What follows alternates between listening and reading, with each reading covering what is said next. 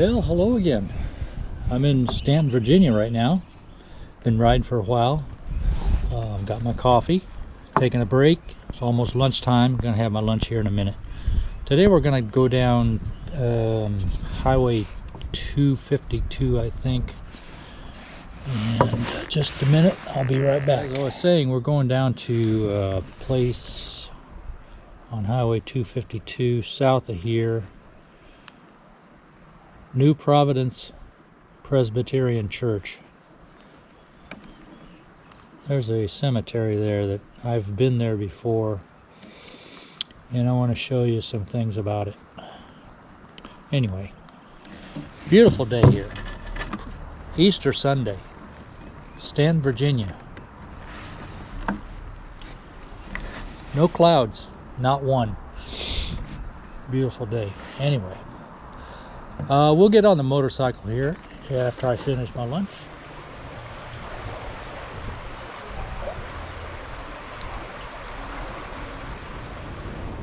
Well, I finished my lunch and had my coffee there at Crucible Coffee Roasters in Staunton. Such a lovely day. Anyway, we're on Highway 252, headed towards New Providence Presbyterian Church. It's located in Rockbridge County, Racine, Virginia.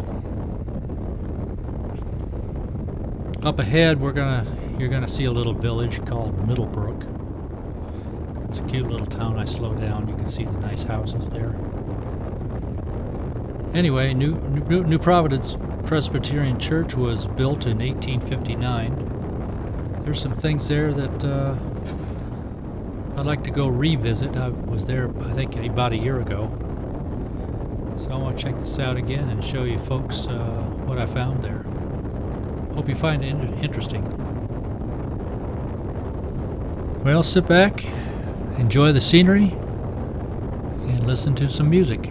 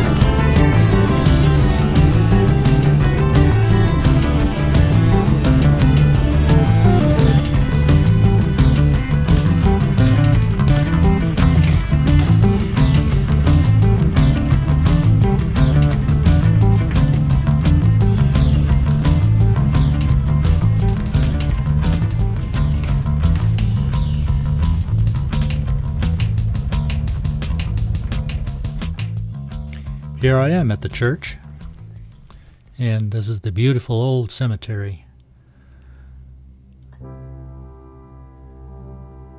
I stopped here about a year ago just for a rest stop. Noticed this cemetery, thought I'd look around a little bit. I was attracted to these older stones. Started looking at them, and I'll tell you the story about them. This is about a family of Enos and Virginia Ott, O-T-T.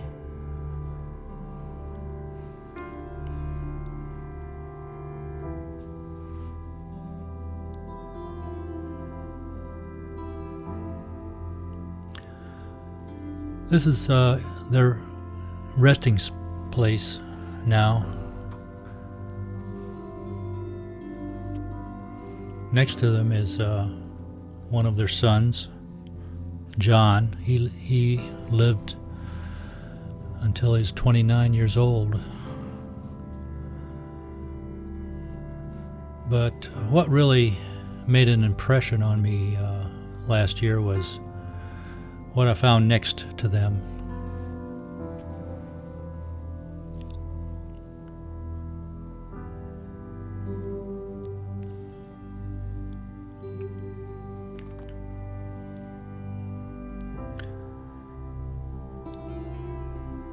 I started looking at these stones, these 4 stones out of Enos and Virginia's 9 children. These 4 stones were all children resting here.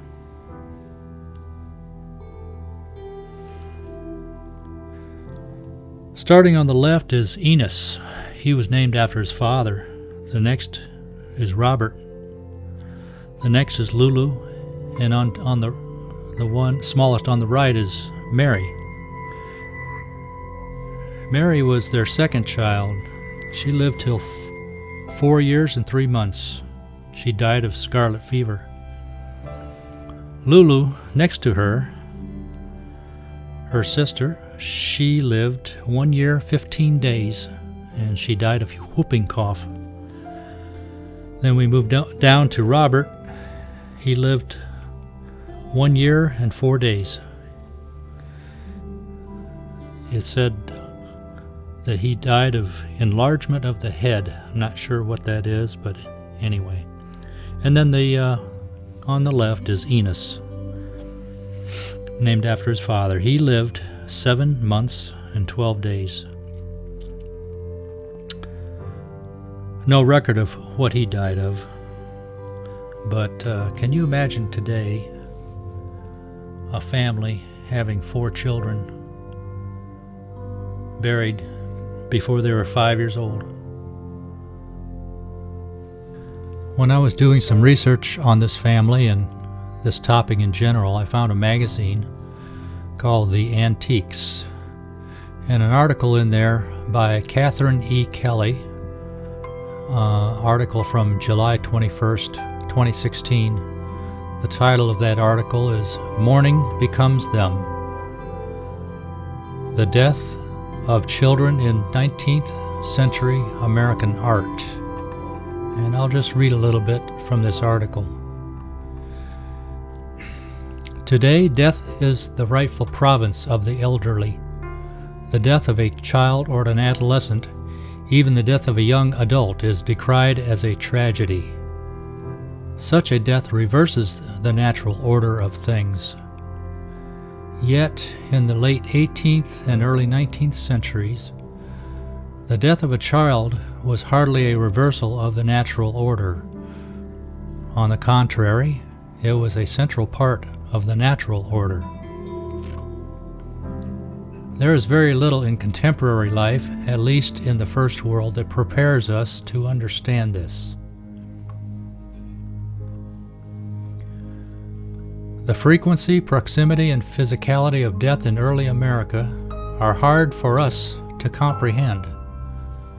The structures of feeling that shaped and were in turn shaped by mourning rituals belie easy claims about the universality of human emotion. And nowhere is this more true than when the deceased was a child.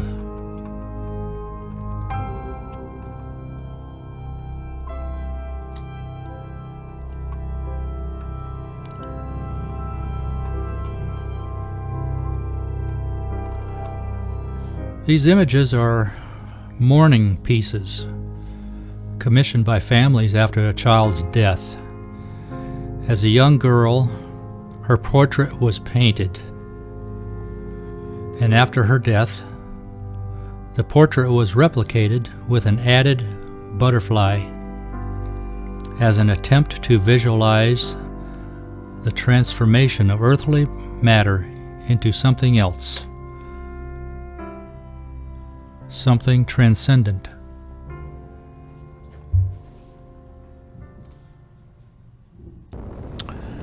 Well, I hope you enjoyed my little tour of New Providence Presbyterian Church near Rafine and Brownsburg, Virginia.